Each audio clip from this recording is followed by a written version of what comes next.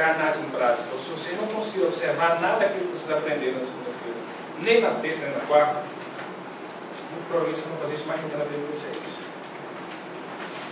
O aprendizado que vocês tiveram na segunda-feira, muito provavelmente, vocês não vão mais utilizar na vida de vocês. Porque em momentos vocês tiveram que exercitar. Vocês tiveram 2 dias para exercitar isso. E se nada do que nós discutimos aqui na segunda-feira vocês conseguiram ou observar ou colocar em prática, muito provavelmente vocês nunca mais na vida de vocês vão colocar em prática. Vocês querem se tornar um vendedor melhor?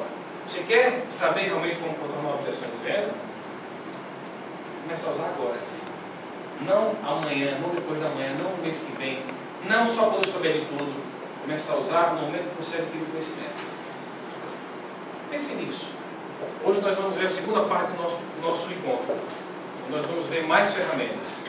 Se você, ao sair daqui, colocar o pé lá fora, não começar a exercitar isso, com o seu marido, com a sua esposa, com o seu chefe, com o seu cliente, com o seu funcionário, ou com qualquer outra pessoa com a qual você se relaciona, dificilmente você para o mês a fazer isso, para a semana a fazer isso.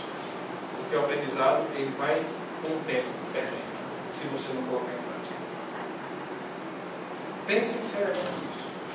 O que é que vocês vão fazer com o que vocês estão aprendendo aqui?